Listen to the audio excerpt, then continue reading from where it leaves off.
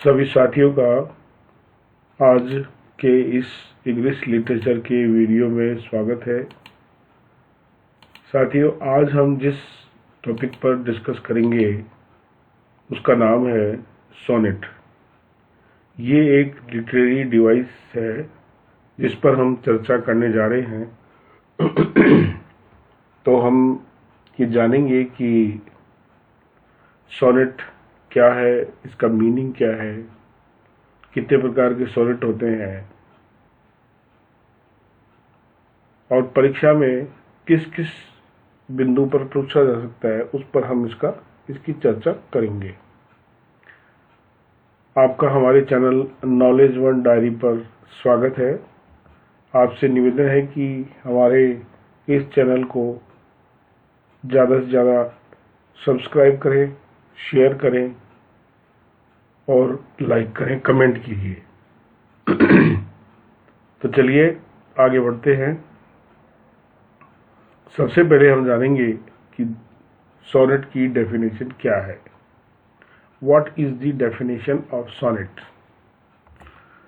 A sonnet is a 14 lines poem in iambic pentameter with a special arrangement of rhyme. Sonnet जो है वो 14 पंक्तियों की एक कविता होती है जिसको एम्बिक पेंटामीटर में लिखा जाता है, और जो इसकी लय होती है उस लय का एक विशेष व्यवस्था उसमें की हुई होती है। The word sonnet comes from the Italian word. Sonnet word जो है वो इटली के शब्द इटालियन वर्ड से आया है। इटालियन एक वर्ड है और वो वर्ड है सोनेटो, उससे आया है। सोनेटो का मतलब होता है शॉर्ट सॉन्ग या लिटिल सॉन्ग। अब हम जानेंगे कि ये आम्बिक पेंटामीटर क्या होता है, क्योंकि ये जानना बहुत जरूरी है, टेक्निकल टर्म है। तो एम्बिक पेंटामीटर के बारे में हम विस्तार से जानेंगे कि a line of poetry that alternate unstressed syllables with stressed syllables equaling 10 syllables per line of alternating stresses। कि कविता की एक पंक्ति होती है जो पहले ऐसे शब्द जिन पर जोर दिया जाता है, उसके बाद में पहले बिना जोर वाले फिर जोर वाले, इनको आपस में बदलती रहती है, और ये 10 पंक्तियों को इसी प्रकार से बदलती हुई चलती है 10 पंक्तियों तक। तो पहले स्ट्रेस्ड आता है, फिर अनस्ट्रेस्ड सिलेबल आता रहता है। अब आम्बिक शब्द जो है वो क्या होता है।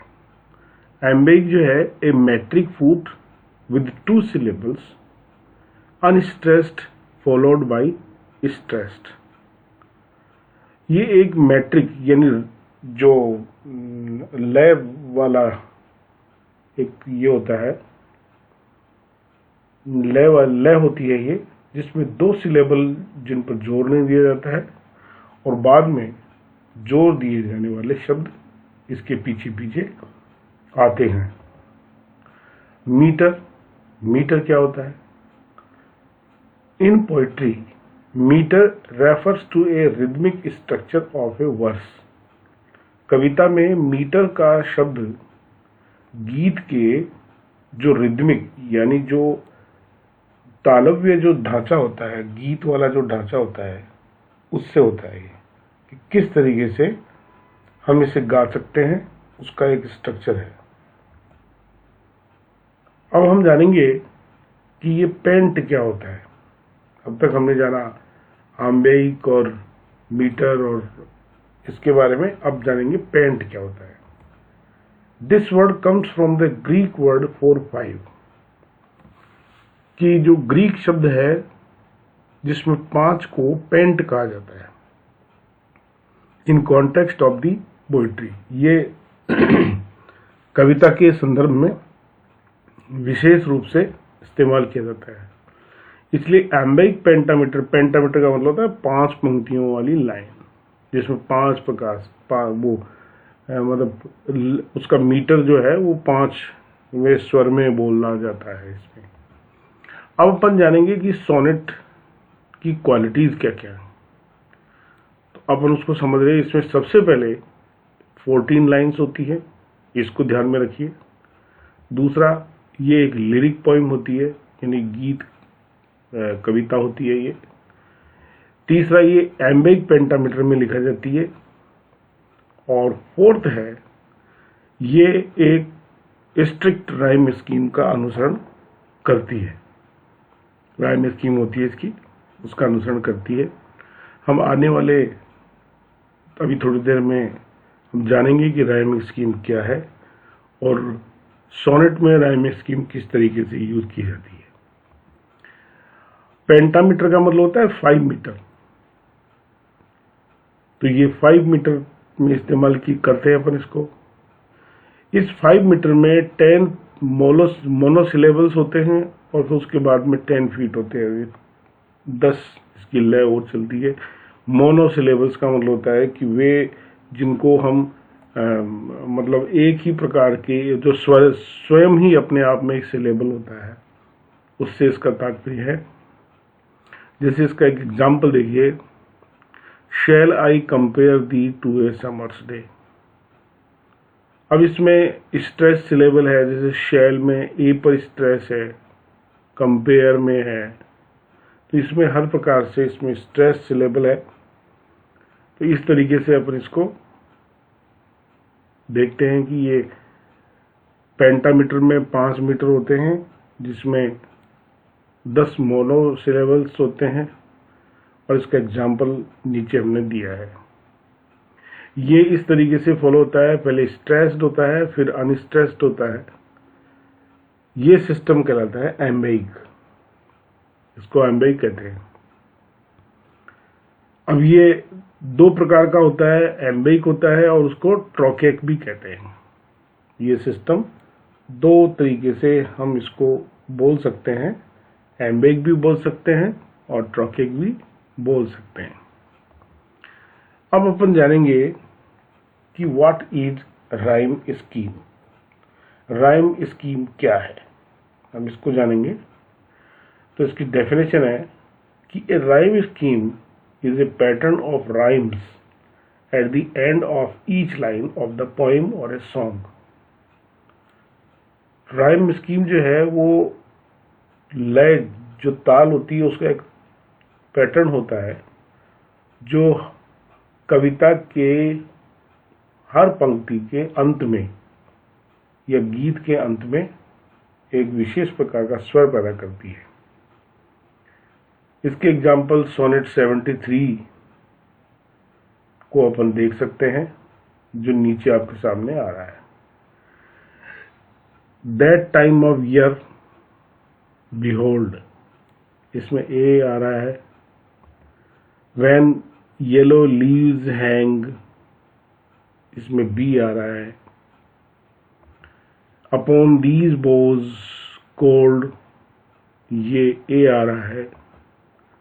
बेन व्यून्ड क्वायर्स सैंग, और ये एक लय बनता है ए बी ए बी। इस तरीके की राइम स्कीम होती है, जो कि कविता के हर अंत में देखिए आप, जिसमें बिहोल्ड, हैंग, कोल्ड और सैंग। अब इसमें एक में होल्ड और कोल्ड आ रहा है, ये दोनों ए हैं, और हैंग और सैंग आ रहा है, ये दोनों बी है। इस तरीके से ये हमारे सामने निखर करके आ रहा है। अब अपन जानेंगे कि सोनेट कहाँ से प्रारंभ हुआ। It means what is the history of sonnet, हम इसको जानने का प्रयास करेंगे। What is the history of sonnet. सबसे पहले अपन जानेंगे कि sonnet was invented by Giacomo da Lentini. इसके द्वारा इसको इन्वेंट किया गया था। कविता में एक नया आविष्कार था। गिकामो लैंटिनी Lentini was a 13th century poet from Sicilian School of Poetry. 13वीं शताब्दी का सिसिलियन समूह का कवि था ये गिकामोयो लेंटिनी, जिसने सोनेट को बनाया था. He first invented and used by 14th century Italian poet Francesco Petrarch. इस सोनेट का सबसे पहले 14वीं शताब्दी में इटालियन कवि फ्रांसेस्को पेट्रार्क ने इसका उपयोग किया, थोड़ा सा इसमें और चेंज करके, और फिर इसको कविता में इस्तेमाल भी किया. Francesco Petrarch was born in 1304 and died in 1374. He was the first sonneteer and father of sonnet. वो पहला सोनेट लिखने वाला था, इसलिए इसको सोनेट का पिता भी कहा जाता है, इसका जनक इसको कहा जा सकता है. हालांकि इसका आविष्कार जो है वो गिकामो लेंटिनी ने किया था, परंतु कविता में इसका इस्तेमाल फ्रांसेस्को पेट्रार्क ने ही किया था. Sir Thomas Wyatt introduced sonnet in England around 1530s. 1530 के दशक में सर थॉमस व्याट नामक जो कवि थे, उन्होंने इंग्लैंड में सोनेट का इंट्रोडक्शन दिया, लोगों को बताया कि सोनेट ये होता है. अब अपन जानेंगे types of sonnet. There are 3 types of sonnets. 3 प्रकार के सोनेट होते हैं.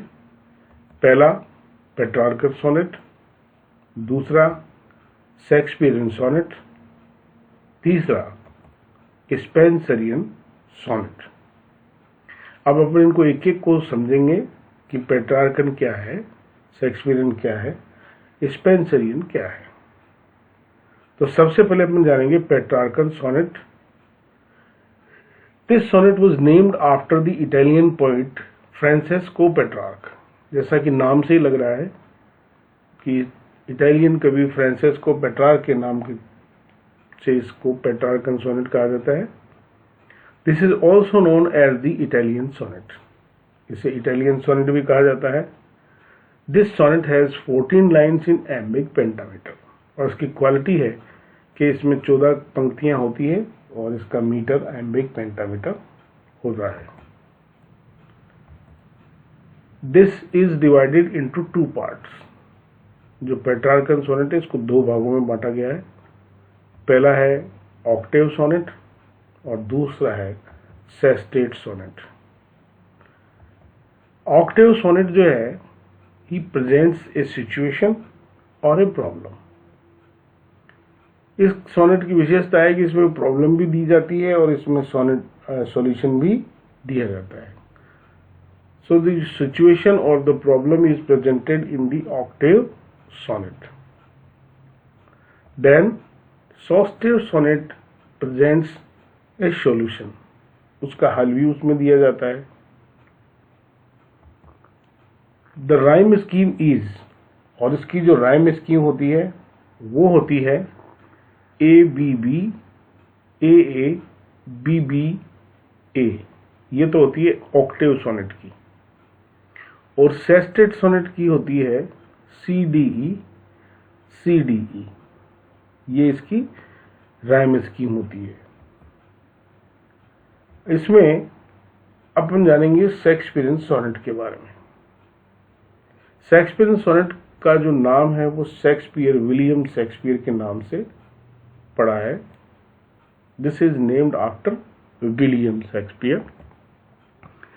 This is also known as English sonnet. It has 14 lines of iambic pentameter and this is divided into 4 parts. इसे इंग्लिश सोनेट भी कहा जाता है और इसको 4 भागों में बांटा गया है. पंक्तियां इसमें 14 ही होती है. अभी 4 पार्ट्स क्या है?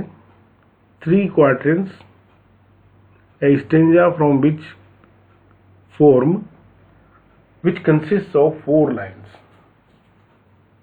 तो ये जो 3 क्वार्टेन वाला होता है, ये एक स्टेंजा होता है जो बनता है 4 पंक्तियों से मिलकर के. Then a couplet, 2 verse lines rhyming together at the end. इसमें 2 पंक्तियां होती है, लास्ट में गीत की 2 पंक्तियां जो एक साथ तालबद्ध हो जाती है. अंत में वो अंत में ही होती है. Each quatrain develops an idea. प्रत्येक जो क्वार्टेन होता है वो एक विचार को जन्म देता है. The couplet offers a conclusion और ट्विस्ट. जो दोहा होता है, कपलेट होता है, वो अंत में एक कंक्लूजन देता है या ट्विस्ट देता है. और इसकी जो राइमिंग स्कीम होती है शेक्सपियरियन सोनेट की, वो कुछ इस तरीके से हमारे सामने आती है. सबसे पहले ए बी, ये क्वार्टेन 1 में होती है. फिर सी डी, ये क्वार्टेन 2 में होती है. फिर ई एफ, ये क्वार्टेन 3 में होती है. और फिर जी, ये क्वार्टेन 4 में होती है. Now you can count the 14 lines here. आप यहां पर 14 पंक्तियों को गिन सकते हैं. इस तरीके से ये हमारे पास ये होता है. प्रत्येक क्वार्टेन एक आइडिया के साथ डेवलप होता है. और लास्ट का जो मैंने आपको बताया था कि जिसकी जी राइमिंग स्कीम होती है, ये हमें एक कंक्लूजन देता है. William Shakespeare wrote total 154 sonnets. William Shakespeare के जो सोनेट्स हैं 154. इसको बाइफर्केशन अब इस तरीके से कर सकते हैं. His sonnets from 1 to 126. These are dedicated to his friend. Then his sonnet which starts from 127 to 152. These sonnets are dedicated to a dark lady. And then sonnet 153 and 154. These 2 sonnets are dedicated to Cupid.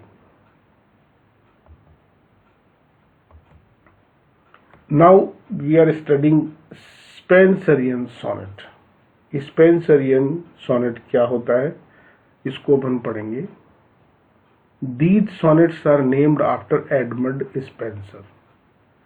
महान कवि Edmund Spenser के नाम की वजह से इसे Spenserian sonnet कहा जाता है. These sonnets are divided into 4 parts.